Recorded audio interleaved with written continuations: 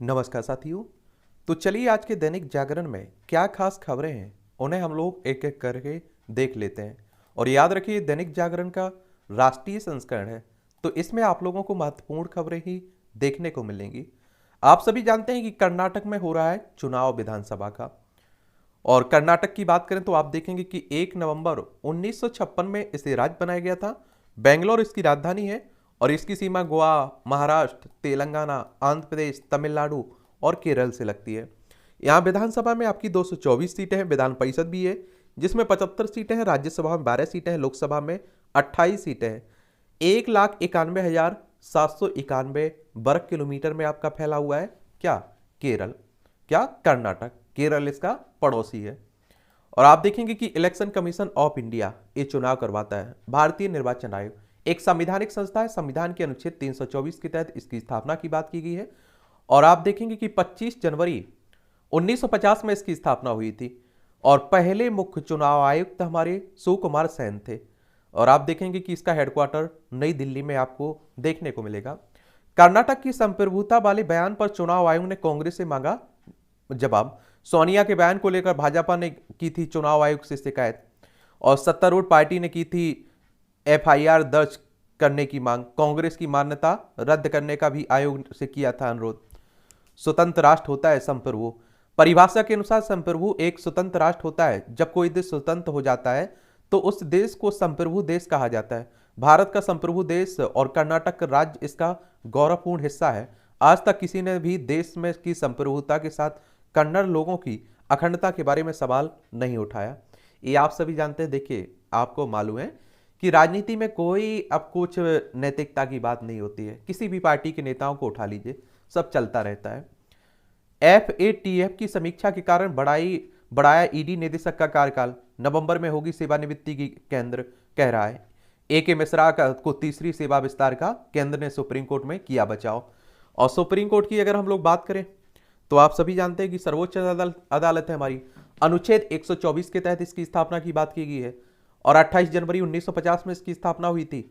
और आप देखते हैं कि इसमें जो न्यायाधीश होते हैं उनके सेवानिवृत्ति की उम्र 65 साल रखी गई है। और पहले मुख्य न्यायाधीश कौन थे हमारे, ये आप लोग बताइएगा। यहां आप देखेंगे एफएटीएफ की बात हुई है, इसके बारे में भी आप लोग जान लीजिए। यह आप देखते हैं वित्तीय कार्यबल की बात हो रही है। The financial action task force है ना, उसी की बात हो रही है। इसमें आप देखते हैं कि 39 मेंबर हैं। कितने? 39 मेंबर हैं। 1989 में इसकी स्थापना हुई थी। मनी लॉन्ड्रिंग और आतंकवाद के वित्त पोषण का मुकाबला करने के लिए एक तरह से इसकी स्थापना की गई थी। पेरिस फ्रांस में इसका हेडक्वार्टर देखने को मिलेगा। वहीं ईडी की बात करें तो इन्फोर्समेंट डायरेक्टरेट की बात हो रही, प्रवर्तन निदेशालय की। और आप सभी को मालूम होना चाहिए कि इसकी स्थापना कब हुई थी, 1 मई 1956 में हुई थी। नई दिल्ली में आपको हेडक्वार्टर देखने को मिलेगा। शीर्ष कोर्ट ने पूछा था कि क्या एक व्यक्ति बिना ईडी हो जाएगी क्या निष्क्रिय। चलिए अब आप देखते हैं, चलते रहते हैं। ममता ने बंगाल में द केरल स्टोरी पर लगाई रोक। ये आप सभी जानते हैं कि अभी एक मूवी आई हुई है, कौन सी, द केरला स्टोरी। और इसमें आप देखते हैं कि कहा जा रहा है कि केरल में जो लड़कियां आप देखते हैं कि 25,000 के करीब धर्म परिवर्तन की, कहीं और शादी की और उन्हें सीरिया, आईएसआई इस तरह की संस्थाओं में भेज दिया गया, तो उन्हीं को लेकर ये मूवी बनाई गई है। तो अब कितनी सच है, कितनी इस पर आप देखते हैं बहुत सारे इसके लोग विपक्ष में हैं, बहुत सारे लोग इसके पक्ष में हैं। और पश्चिम बंगाल की बात करें तो कोलकाता इसकी राजधानी, इसकी सीमा उड़ीसा, झारखंड, बिहार, सिक्किम और असम से लगती है। अंतर्राष्ट्रीय सीमा नेपाल, भूटान और बांग्लादेश 3 देशों से लगती है। ममता बनर्जी यहाँ की चीफ मिनिस्टर हैं, क्या है, चीफ मिनिस्टर है। और सीबी आनंद बोस यहाँ के राज्यपाल है। विधानसभा में 294 सीटें हैं, लोकसभा में 42 सीटें हैं, राज्यसभा में 16 सीटें हैं।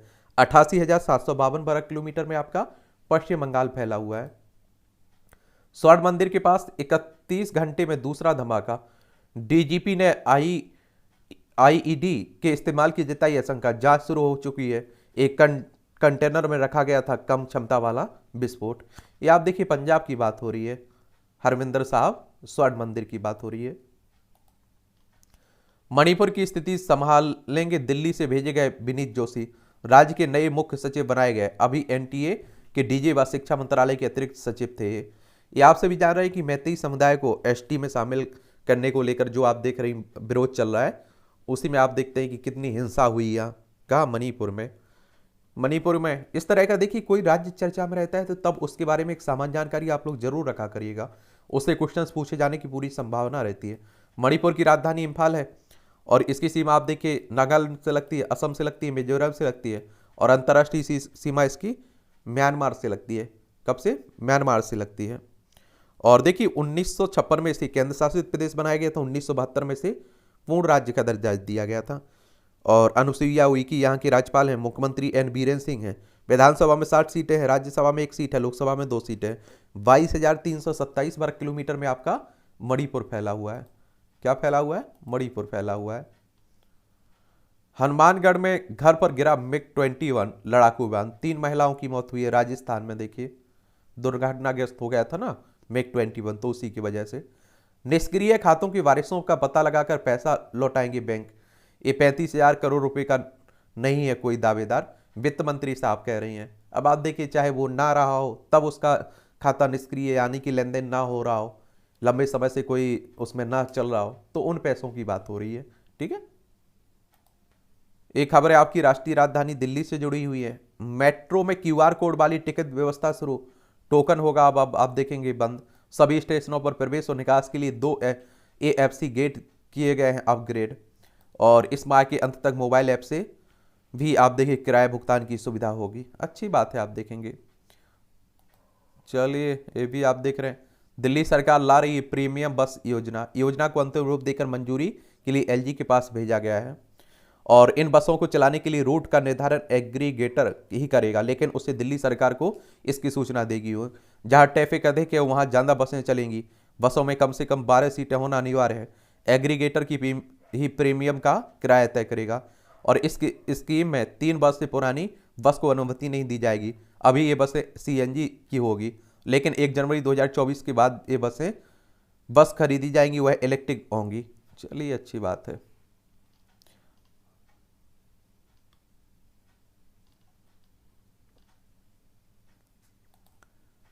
खाड़ी देशों में बड़ी भूमिका पर है भारत की नज़र। अबू धाबी में अमेरिका व UAE के NSA और सऊदी अरब के क्राउन प्रिंस के साथ डोभाल की बैठक हुई हमारे। पहली बार चारों देशों के बीच सुरक्षा सहयोग पर हो रही इस तरह की संयुक्त बैठक। एक आप लोग याद रखिए, एक तो खाड़ी देश है और एक खाड़ी सहयोग परिषद है। सामान्यतः जिन देशों की सीमा फारस की खाड़ी से मिलती है उन्हें खाड़ी देश के रूप में आप लोग संबोधित करते हैं। और जब खाड़ी देशों की बात होती है तो इसमें आप देखिए कुवैत, ओमान, सऊदी अरब, संयुक्त अरब अमीरात और कतर और बहरीन आप लोगों को देखने को मिलती है। और याद रहे 6 देश खाड़ी सहयोग परिषद के संस्थापक सदस्य हैं। और यह भी ईरान व इराक भी फारस खाड़ी के साथ अपनी सीमा साझा करते, लेकिन वे इस परिषद के सदस्य नहीं है, ये आप लोगों को मालूम होना चाहिए।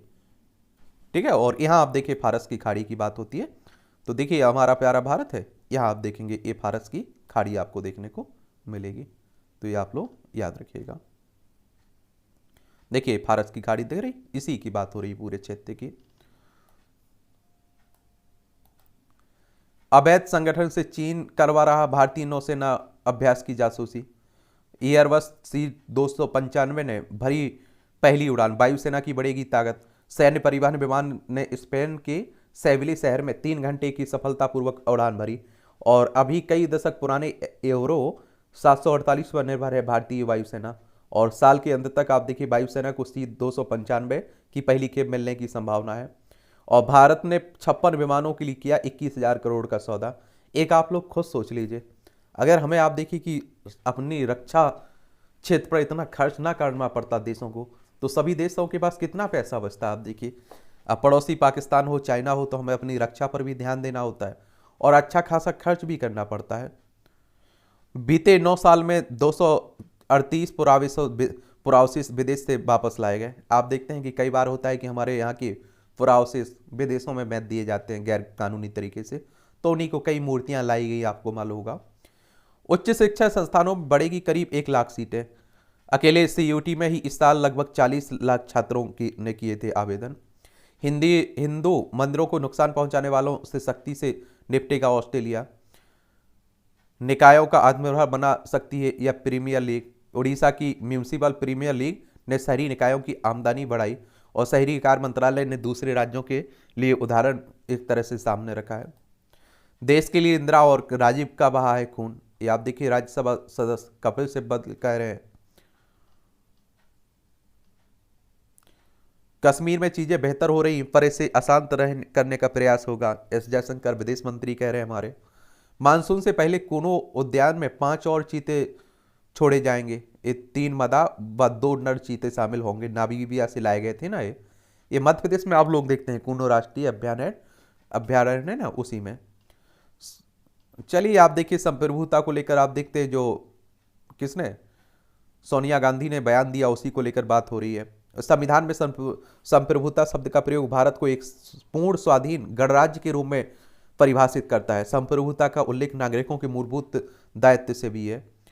और एक बात आप लोगों को मालूम होना चाहिए कि आप लोग संविधान पढ़ते होंगे तो आपको मालूम भी होगा, भारतीय संविधान में उल्लेख संप्रभुता का सबसे सरल व मान्य अर्थ किसी तय परिप्रेक्ष्य पर सर्वोच्च अधिकार से है। 17वीं सदी में इसे प्रयोग किया जाता रहा और जिसमें सरकार समेत अन्य संस्थाएं जैसे न्यायपालिका और संसद भी शामिल है। जैसे जैसे विश्व में देशों की सीमाएं और स्पष्ट होने लगी, संप्रभुता की परिभाषा स्पष्ट होती रही। संविधान की प्रस्तावना के आरंभ में ही संप्रभुता का प्रयोग भारतीय गणतंत्र के संदर्भ में किया गया और गणराज्य को परिभाषित करते हुए मूल सिद्धांतों के रूप में संप्रभुता के प्रयोग से ही महत्व स्पष्ट हो जाता है।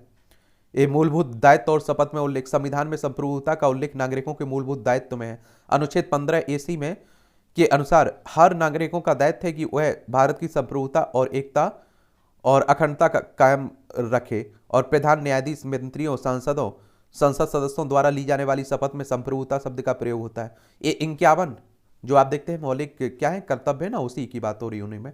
राष्ट्र और इसके राज्य, संविधान का अनुच्छेद 1(1) क्या कहता है, केंद्र और राज्यों के बीच संबंधों की व्याख्या करता है। भारत में अर्ध संघवाद यानी कि क्वासी फेडरल व्यवस्था है जिसमें केंद्र और राज्य होते हैं, लेकिन केंद्र में अधिक शक्तियां निहित होती, राज्यों के पास कम। संघीय ढांचे को प्रभावित करने वाले कुछ मामलों के अलावा संविधान के अधिकांश हिस्से में संशोधन के लिए राज्यों से सलाह की भी आवश्यकता नहीं होती है। राज्यों में आप देखिए राष्ट्रपति यानी राष्ट्र प्रमुख के प्रतिनिधि के तौर पर राज्यपाल काम करता है, ये भी याद रखिएगा। और संविधान में संप्रभु शब्द का प्रयोग भारत को एक पूर्ण स्वाधीन गणराज्य के रूप में परिभाषित करता है। ख्याति न्यायविद दुर्गा दास बसु के एक लेख के अनुसार भारत 26 जनवरी 1950 को संविधान अंगीकार करने के साथ पूर्ण स्वाधीन बन गया था, जबकि पाकिस्तान वर्ष 1956 तक ब्रिटिश डोमिनियन रहा, यानी कि ब्रिटेन के राजा वहां के राष्ट्र प्रमुख माने जाते थे। राज्य अभिषेक, करदाताओं का पैसा, चलिए ये भी आप लोग देख लिया करिएगा। इस तरह के कार्टून भी कई एग्जाम में पूछ लेता है और उस पर आपकी राय पूछी जाती है, तो लिखा करिएगा सोचकर।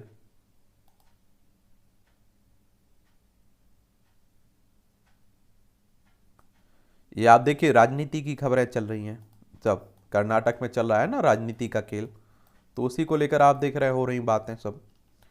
गृह मंत्री साहब आप देखिए, PM साहब उनके आप देखिए कर्नाटक के ही हैं मल्लिकार्जुन खड़गे, कांग्रेस के राष्ट्रीय अध्यक्ष भी, उन्हें भी आप देखिए, राहुल गांधी को देखिए, सब अपने अपना लगे हुए हैं।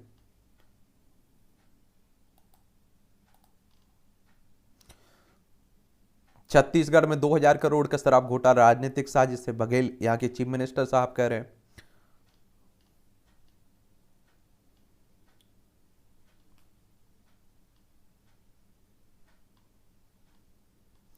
जैविक माता पिता बच्चे को प्यार नहीं देते तो वे कस्टडी लेने के हकदार नहीं है, ये हाईकोर्ट कह रहा है। जैविक मां ने दूसरी शादी कर आश्रम को दे दिया था बच्चा, आश्रम ने गोद लेकर एक दंपति ने की थी बच्चे की परवरिश, ये पंजाब हरियाणा हाईकोर्ट ने कहा है। ठीक है। केसरी हिल में हमले के लिए आतंकियों को पाक ने दिए थे हथियार, ये आप लोग सभी जानते हैं कि हमारे जम्मू कश्मीर वाले हिस्से में हमेशा अशांति फैलाने की कोशिश होती रहती है और ये आप देखते हैं कि कौन करता है, पाकिस्तान करता रहता है। मुस्लिमों पर अत्याचार के संदेशों को हवा देकर नई जमात जुटा रहा था PFI, popular front of India. आप देखिए इस पर क्या रह गया, अब तो आप देखते हैं वो भी लग गया है, प्रतिबंध लगा दिया गया है।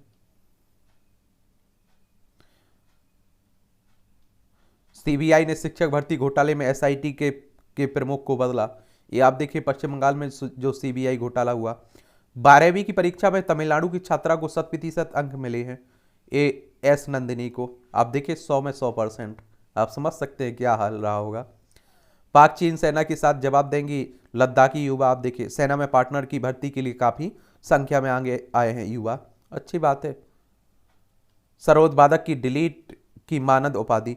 कोलकाता में सोमवार को सिस्टर निवेदिया विश्वविद्यालय दीक्षा समारोह बंगाल की राज्यपाल सीबी आनंद बोस ने सुप्रसिद्ध सरोदबाधक उस्ताद अमजद अली खां को डॉक्टर ऑफ लिटरेचर डिलेट की मनादी उपाधि प्रदान की है। और इसका उनका संगीत के क्षेत्र में महत्वपूर्ण योगदान है। उन्होंने वादन में कई अभिनय प्रयोग भी किए हैं।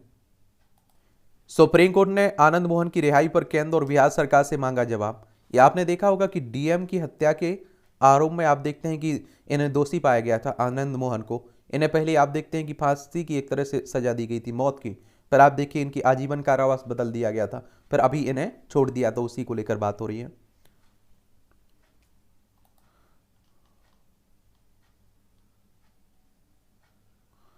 चलिए, सुप्रीम कोर्ट करेगा युवक कांग्रेस के नेता श्रीनिवास याचिका पर सुनवाई। अब परिवार न्यायालय के न्यायाधीश के खिलाफ चलेगा अवमानना का मामला। छत्तीसगढ़ हाईकोर्ट के आदेश की अनदेखी कर सुना दिया था फैसला।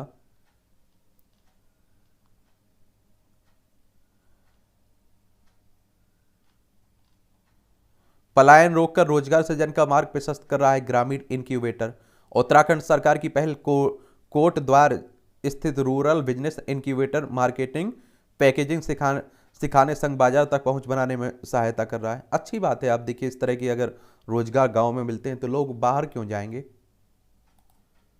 ये आप देखिए एडिटोरियल है, और ये प्रीलिम्स में आपको मुख्य परीक्षा में इंटरव्यू में निबंध लिखते हैं, या आप देखिए एक सामान्य जानकारी के लिए हर जगह आपको मदद पहुंचाते हैं। निकाय चुनाव को गंभीरता से लेने का समय। ये आप देखेंगे कि अगर यह कहा जाए कि इस वर्ष के अंत तक देश में चुनावी सरगर्मी बढ़ रही है तो शायद ही किसी को कोई आश्चर्य होगा, क्योंकि आप देखिए इस साल के लास्ट में कई राज्यों में चुनाव है। उसके बाद आप देखते हैं कि 2024 में आपके लोकसभा चुनाव भी हैं। आखिर हर वक्त कहीं ना कहीं किसी ना किसी प्रकार के चुनाव चलते ही रहते हैं। इस वर्ष के आरंभ में पूर्वोत्तर के 3 राज्यों में चुनाव संपन्न हुए, और गत दिवस कर्नाटक का जोरदार चुनाव अभियान खत्म हुआ। वर्ष के अंत तक लगभग 5 और राज्यों में चुनाव होने हैं, और फिर अगले साल सभी मुकाबले में महामुकाबला माने जाने वाले लोकसभा चुनाव का कार्यक्रम है नियत है। ऐसे में यह जानकर ही यह आलेख स्थानीय निकाय चुनाव की चर्चा पर केंद्रित है, तो है संभव है कि कुछ लोगों को उबासी भी आ सकती है, जब डिजिटल और जमीनी स्तर पर चर्चा का विषय यही है कि विश्व के सबसे बड़े लोकतंत्र और 5वां सबसे बड़ी अर्थव्यवस्था की कमान किसे मिलेगी, तो निस्तेज पड़ी स्थानीय निकाय संस्थाओं की परवाह भला किसको हो। और असल में यही उदासीनता ही स्थानीय निकाय चुनाव में अपेक्षा के कम मतदान होने का एक प्रमुख कारण है। हमारे त्रिस्तरीय लोकतंत्र में तृतीय स्तर पर स्थानीय निकायों की संकल्पना मूलभूत बुनियादी मुद्दों के बेहतर समाधान को केंद्र में रखकर की गई है। याद रहे कि लोग किसी देश या राज्य के निवासी होने के साथ ही मूलभूत रूप से उस स्थानीय आवासीय क्षेत्रों में जैसे सूक्ष्म इकाई से जुड़े होते हैं जहां भी रहते हैं। ऐसे में निकायों को लेकर मंशा यही थी कि स्थानीय सरकार आपके द्वार तक पहुंचे। क्या वास्तव में ऐसा हो सका? हमारे शहरों के बढ़ते आकार को देखते हुए नगर निगम पार्षद वार्ड में आबादी का दायरा 30,000 से 50,000 के बीच पहुंचता दिख रहा है। और ऐसे में प्रत्यक्ष चुनाव की बात भले ही ग्रामीण क्षेत्रों में अभी भी कायम हो, लेकिन शहरी क्षेत्र स्तर पर यह कड़ी खासी कमजोर हुई है। इसका समाधान चुने हुए पार्षदों की संख्या बढ़ाने में नहीं हो सकता है। आबादी के लिहाज से देश के सबसे बड़े राज्य उत्तर प्रदेश में इस समय निकाय चुनाव चल रहे हैं। इनमें आप देखिए मेयर, चेयरपर्सन और पार्षदों के पदों के लिए करीब 20,000 प्रत्याशी चुनकर आएंगे, और ऐसे में इस संख्या को और बढ़ाने का कोई कारगर लाभ होता नहीं दिखाता। और असल में चुने हुए प्रतिनिधियों का प्रदर्शन और स्थानीय निकायों की क्षमता ही हमारे शहरी जीवन में सबसे बड़ी व्यथा है। और हमारे शहर आर्थिक वृद्धि के इंजन है। जल्द ही देश की आधी से अधिक आबादी इन शहरों में वास करेगी। पहले आप देखते हैं ग्रामीण क्षेत्रों में वास करती थी अधिकतम आबादी। इन शहरों की दशा सुधारने की दिशा में पहला कदम तो यही उठाना होगा कि स्थानीय निकाय चुनाव मतदान में भारी बढ़ोतरी हो, और इसके साथ ही जनता की सहभागिता को केवल चुनाव में भागीदारी तक ही सीमित नहीं किया जा सकता है। ऐसे में प्रबुद्ध नागरिकों से यह अपेक्षा की है कि वे विमर्श की शुरुआत करें, एजेंडा निर्धारित करें और नेताओं और जनप्रतिनिधियों को जवाबदेह बनाएं।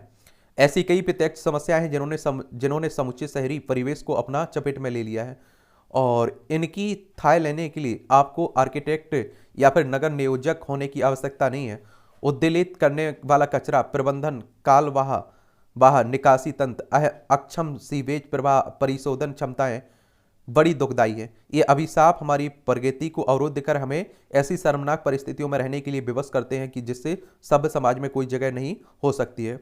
और मुद्दे एकदम सीधे सपाट हैं। हमारे नगर निगमों का प्राथमिक दायित्व स्वच्छता के पैमाने पर खरे उतरने का है। इस मामले में निकाय जनप्रतिनिधि अक्सर असमर्थता जताते हैं। निस्संदेह वे सर्व अधिकारों से संपन्न भले ना हो, लेकिन फिर भी यह प्रश्न अवश्य उठता है कि क्या वे वह कार्य भी कर पा रहे हैं जिनके लिए वे संवैधानिक रूप से सशक्त हैं। उनका विजन क्या है? क्या उन्होंने उचित मंचों पर प्रश्न उठाए हैं, सही मुद्दों पर आवाज मुखर की है, उचित प्राधिकारी संस्थाओं के समक्ष कारगर योजनाएं प्रस्तुत कर उन्हें उपयुक्त आवश्यकताओं से अवगत कराया है? क्या उनके प्रयासों में गंभीरता और सक्रियता भाव स्पष्ट दिखा है? क्या उन्होंने जनता की राय को सही दिशा देने, उसे सत्ता के समक्ष रखने का प्रयास किया है? भले ही उनके पास कार्यकारी अधिकार ना हो, लेकिन नेता होने के नाते उनके समुदाय के एकीकरण की अपेक्षा तो सर्वथा उचित है। वस्तुतः परिस्थितियों के समक्ष घुटने टेक कर निराश होने वालों की बजाय हम स्थितियों का सामना कर समाधान खोजने वाले जनप्रतिनिधियों को प्राथमिकता दें। हमारे नगर निगमों का राजस्व सृजन निराशाजनक है और विकसित और विकासशील अर्थव्यवस्थाओं के मुकाबले भारत में जीडीपी के अनुपात में निकाय राजस्व बहुत दयनीय स्तर पर है। और इसे ऐसे परिदृश्य में राज्यों और केंद्र सरकार पर निर्भरता स्वाभाविक है और निकाय स्वायत्ता एक मृग मरीचिका बनकर रह जाती है, जबकि राजस्व बढ़ाने की भारी गुंजाइश है। संपत्ति कर, जल कर में उपयुक्त वृद्धि और बेहतर अनुपालन, विज्ञापन होर्डिंग से आय और उचित आर्थिक खर्चाना आदि लगाकर राजस्व में भारी वृद्धि की संभावना है। आखिर नगर निगमों को ऐसा करने से कौन रोक रहा है? इसमें कोई संवैधानिक अवरोध तो कतई नहीं है और वास्तविकता यही है कि लोक लोहावाद और भ्रष्टाचार इस मामले में उनकी राह रोके हुए हैं। फिलहाल उत्तर प्रदेश में निकाय चुनाव चल रहे हैं, कुछ समय बाद उत्तराखंड में होंगे, फिर देश की सबसे धनी नगर निकाय बीएमसी के चुनाव की बारी आएगी। पंजाब में भी नगर निकाय के कार्यकाल पूरा हो गया है, मगर अभी चुनाव की घोषणा नहीं हुई है और इन क्षेत्रों में बड़ी नगरीय आबादी रहती है। ऐसे में यदि हम इन चुनाव को भी विधानसभा या लोकसभा के चुनाव की भांति अधिक गंभीरता प्रदान करें तो यह हमारे लिए बहुत उपयोगी होगी। और हाँ, कृपया धन संसाधनों की कमी को नगरीय निकायों के लचर प्रदर्शन की बजाय के रूप में कभी स्वीकार ना करें। हमसे आर्थिक रूप से कमजोर कई देश भी हमसे कहीं ज़्यादा साफ सुथरे हैं। जनसंख्या की दृष्टि से हम विश्व के सबसे बड़े देश हैं। इतनी बड़ी संख्या हमारे लिए वरदान सिद्ध होगी या अभिशाप, यह काफ़ी हद तक हमारी शिक्षा, स्वास्थ्य जैसी पहलुओं से निर्धारित होगा। ऐसे में इस प्रश्न का उठना स्वाभाविक है कि जिन बच्चों की परवरिश गंदगी भरे माहौल में होती है, क्या वे कभी आदर्श नागरिक बन सकते हैं? चलिए, ये तरुण गुप्त के द्वारा आर्टिकल लिखा गया है और आप देखते हैं कि नगर पंचायत, नगर पालिकाएं, स्थानीय जो आप देखिए पंचायतों की बात की गई थी, इसीलिए की गई थी क्योंकि आप देखिए उस क्षेत्र की क्या समस्याएं हैं, आपकी पंचायत में क्या समस्या है, आपका प्रधान सरपंच ही जान सकता है और उसका समाधान वो कर सकता है।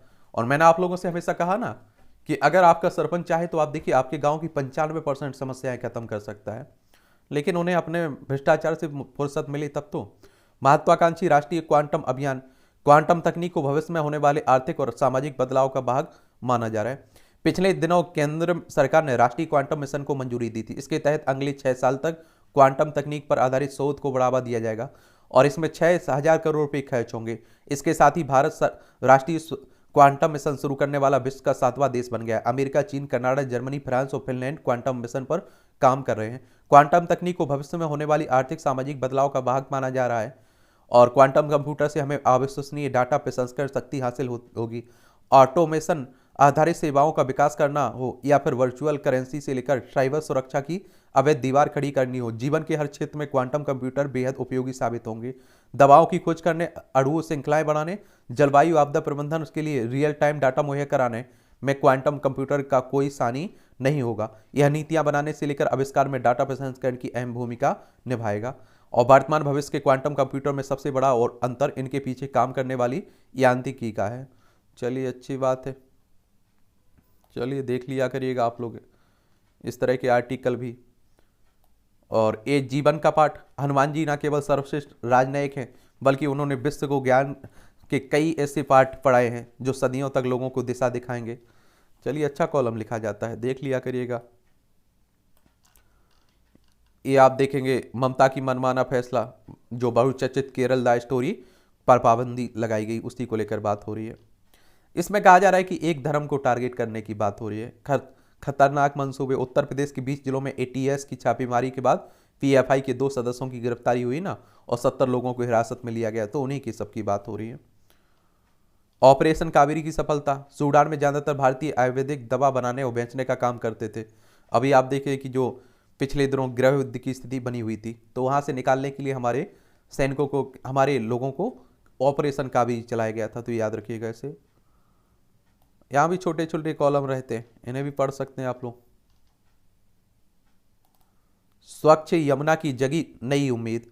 और दिल्ली में यमुना नाली में तब्दील होती जा रही है। जिस नजफगढ़ ड्रेन में से सबसे अधिक गंदा पानी यमुना में गिरता है, कम ही लोग जानते हैं कि वह साहिबी नदी थी जो नाले में परिवर्तित हो चुकी है। वैसे यमुना की सफाई का अभियान कई वर्षों से चल रहा है, परंतु अपेक्षित सफलता नहीं मिलने के कारण दिल्ली के उपराज्यपाल ने अब इसे अपने हाथों में लिया है। लिहाजा इससे इस दिशा में कई एक उम्मीद जगी है। चलिए देखते हैं। आंतरिक जल मार्गों का पर्याप्त विकास की बात हो रही है।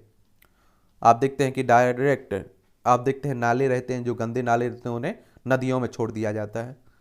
गंगा का भी यही हाल था, बहुत हद तक उस पर भी प्रतिबंध लगाया गया। एक लेखक की अंतिम रचना, खरी खजी, एक तंज कसा जाता है, एक तरह से पढ़ सकते हैं। भाजपा मकापा की गाड़ियों की खरीद बिक्री। देखिए, धनाभाव के कारण अपनी पार्टी की गाड़ियों को बेचने की तैयारी में है माकपा, धनाभाव के कारण। विकास के एजेंडे को प्राथमिकता। भाजपा के कर्नाटक में मुसलमानों के लिए निर्धारित आरक्षण को समाप्त करने और इसे लिंगायत और बुक्का लिगा में बांटने का वादा किया गया है, और जिससे एक बड़ा मास्टर स्ट्रोक माना जा रहा है। अब आप देखिए, कर्नाटक में चुनाव भी था। अब रिजल्ट के बाद ही आप लोग बता पाएंगे कि इसका फायदा बीजेपी को मिला है यानी कि नुकसान मिला है। 8 एलपीजी सिलेंडर पर मिल सकती है सब्सिडी। प्रदूषण पर रोक व महिलाओं के स्वास्थ्य की रक्षा के लिए प्राकृतिक गैस मंत्रालय की कमेटी ने सिफारिश की है। डीजीसीए ने गो फर्स्ट से टिकटों की बुकिंग तत्काल रोकने को कहा। ये नगर विमान महानिदेशालय ने। गो फर्स्ट आप देखते हैं कि दिवालिया होने के कगार पर पहुंच चुका है ना, संकट में फंसा हुआ है। आरबीआई का स्वर्ण भंडार बढ़कर 794 टन हुआ। और आरबीआई की बात करें तो रिजर्व बैंक ऑफ इंडिया की बात हो रही, केंद्रीय बैंक है, हमारी बैंकों का बैंक भी कहते हैं। 1 अप्रैल 1935 में इसकी स्थापना हुई थी। मुंबई में हेडक्वार्टर देखने को मिलेगा आपको। हुंडई मोटर की एसयूवी एक्स्टर की बुकिंग शुरू हो गई है। निष्क्रिय अकाउंट में प्लेटफॉर्म से हटाया ट्विटर। निष्क्रिय अकाउंट को प्लेटफॉर्म से हटाएगा ट्विटर। अब पीएसीएल के निवेशकों को 920 करोड़ रुपए वापस करने की बात हो रही है। बैंकिंग और ऑटो खरीदारी से सेंसेक्स में 709 अंक का उछाल हुआ है। सभी मोबाइल फोन में उपलब्ध हो एफएम रेडियो फीचर, केंद्र कह रहा है। और आप देखते हैं एफएम का, आप लोग रेडियो का महत्व समझ सकते हैं आप लोग। और अभी भी जो मोबाइल आते हैं उनमें अधिकतर में रेडियो फंक्शन रहता है। 50 रुपये किलो से कम मूल्य वाले सेब का आयात पर लगा प्रतिबंध। बढ़ने लगा श्री अन्न रकबा, चावल का घटा। आप देखिए, मोटे अनाज की भी बात हो ही रही है। पहले हम लोग यही खाते थे, आप लोगों ने देखा होगा।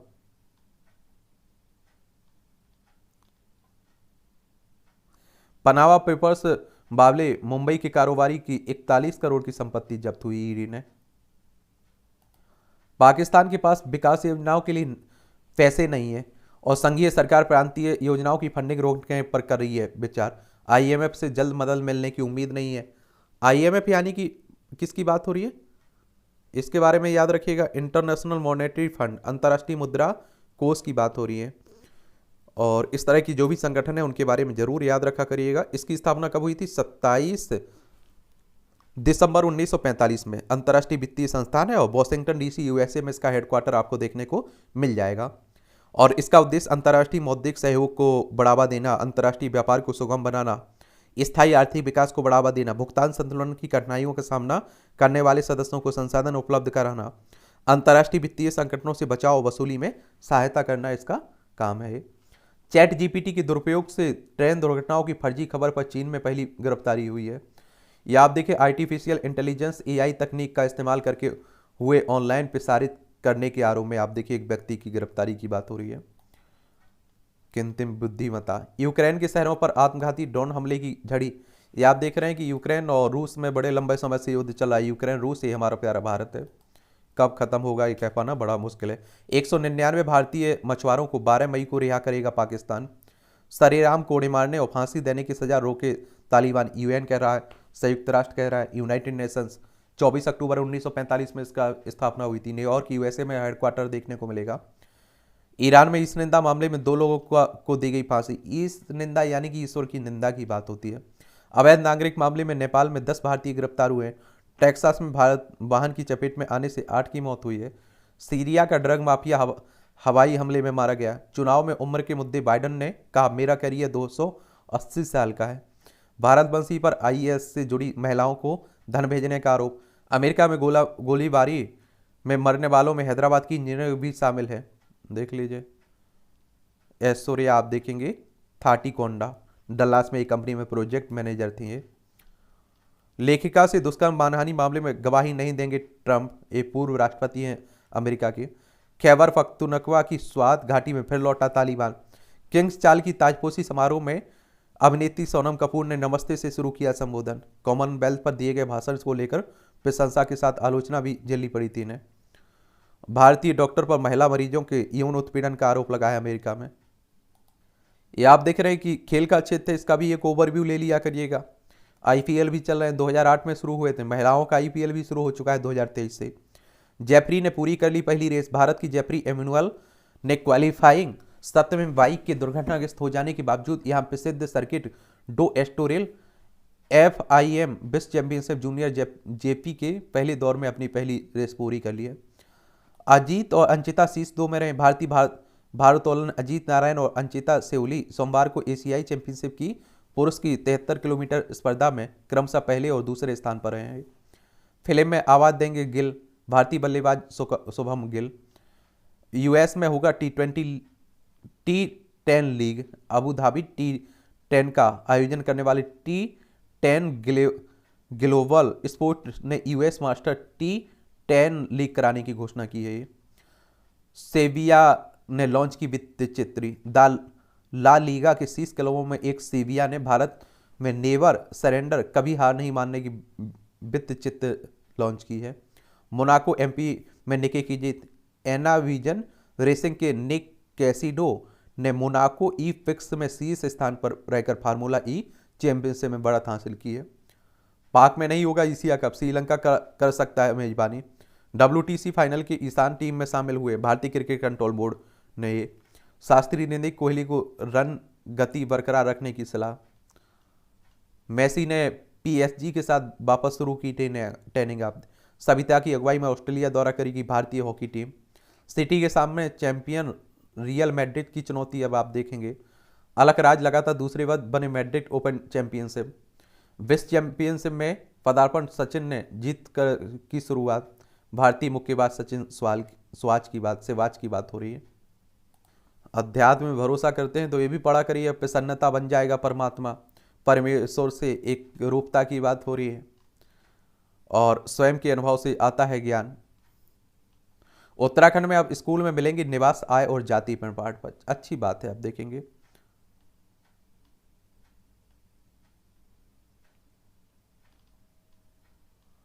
पंजाब के मंत्री के अश्लील वीडियो मामले में SIT गठित हुई है, ये भी आप देखेंगे। इसे भी पढ़ लिया करिएगा, यहाँ भी जनरल नॉलेज की जानकारी मिल जाती है, परीक्षा के पॉइंट ऑफ व्यू से भी जानकारी मिल जाती है। डॉक्टर टाउनली और डॉक्टर जॉन ने मिलकर खोला दुनिया का पहला नेत्र बैंक। 1944 में आज ही अमेरिका में दुनिया का पहला नेत्र बैंक खुला था। 2 चिकित्सकों डॉक्टर टाउनली पाटन और डॉक्टर जॉन मैकलिन ने मिलकर इस बैंक की शुरुआत की थी। इसके अलावा 19 अन्य अस्पतालों ने नेत्र दान देकर बैंक को अपना योगदान दिया था। इस पहल से कई नेत्रहीनों लोगों की दृष्टि मिली थी। अब आप देखेंगे क्या रहता है कि किसी की मान लीजिए भगवान ना करे, फिर भी आप देखते हैं सड़क दुर्घटनाओं में लाखों लोगों की डेथ होती है। अब आप देखिए उनके शरीर का कोई भी अंग उनके काम का तो रह नहीं गया है, अगर वो किसी को दान देते हैं तो आप देखते हैं आसानी से कई लोगों की जान बचाई जा सकती है। पहली बार अमेरिका में थॉमस एडिसन ने किया चलचित्र का प्रदर्शन। 1893 में आज के दिन ही पहली बार अमेरिका में थॉमस एडिसन ने काइनेटोग्राफ का उपयोग कर 400 लोगों के लिए चलचित्र का प्रदर्शन किया था। इसमें एक ऑप्टिकल लालटेन प्रोजेक्टर में एक लोहार की चलती फिरती छवियां दिखाई गई थी और इसमें आप देखिए उपयोग किए गए प्रत्येक फिल्म स्ट्रिप में 700 चित्र थे। स्वतंत्रता संग्राम में नरम दल के नेता के रूप में विख्यात थे गोखले। स्वतंत्रता सेनानी व समाज सेवी गोपाल कृष्ण गोखले का जन्म 1866 में आज ही महाराष्ट्र के रत्नागिरी में हुआ था। और करियर की शुरुआत में अध्यापन से की और वर्ष 1879 में कांग्रेस में शामिल हो गए। 1905 में कांग्रेस के अध्यक्ष बने। इसी वर्ष स्वतंत्रता के प्रति जागरूकता फैलाने के लिए सर्वेंट ऑफ इंडिया सोसाइटी की स्थापना की। वर्ष 1909 में मेंटो मार्ले सुधारों के गठन में अहम भूमिका निभाई। वह समाज सुधारक से भी जुड़े रहे। जाति व्यवस्था और छुआछूत का पुरजोर विरोध करते हुए उन्होंने हमेशा महिला शिक्षा के लिए आवाज भी बुलंद की। नमी बढ़ा रही है शहरी जलवायु में गर्मी का प्रकोप, इस कहर को कैसे कम किया जाए, अब इस पर शोध भी की तैयारी हो रही है। यह है urban heat island phenomena. Urban heat island phenomena वह शहरी क्षेत्र हैं जो मानवीय गतिविधियों के कारण अपने आसपास के ग्रामीण क्षेत्रों की तुलना में तुलनात्मक रूप से अधिक गर्म होते हैं। देख भी रहे 1 अरब से अधिक की अंगूठी। ऑस्ट्रेलिया राष्ट्रपति हेइडी हार्टन ने गहनों की जेनेवा में नीलामी होगी और प्रसिद्ध नीलामी क्रिस्टी ने सनराइज रूप से दुर्लभ हीरे की अंगूठी प्रदर्शित की है। इसका वजन आप देखेंगे 25.59 कैरेट है। इसकी बिक्री से 14 मिलियन डॉलर लगभग 1.25 अरब रुपए मिलने की उम्मीद है। टैटू जैसे ग्राफिन से अनियमित दिल की धड़कन का हो सकता है इलाज। अनुसंधान कह रहा है कार्बन अणुओं का नया परिवार कैसा किया तैयार। OLED का निर्माण करना आसान होगा और कई संभावनाएं भी खोलेगा। प्रतिष्ठित royal society of chemistry journal में प्रकाशित हुआ है शोध। कीमोथेरेपी के दुष्प्रभाव को कम करने में मदद करेगा, ये भी बात हो रही है। बदबूदार स्प्रे के इस्तेमाल से स्कूल में मची अपराध तड़पड़ी, ये वॉशिंगटन अमेरिका की ही बात होगी। ये मूवियों से जुड़ी खबरें हैं, पढ़ना है तो पढ़ लीजिए, नहीं पढ़ना है तो आप लोग छोड़ सकते हैं। और इस तरह से आप देखेंगे कि आज के न्यूज़पेपर की कहानी खत्म होती है। आप लोग पढ़ते रहिए, एंजॉय करते रहिए। आपका कोई सवाल हो मेरे से या आप देखें सुझाव हो तो आप लोग जरूर बताया करिएगा। ठीक है, धन्यवाद।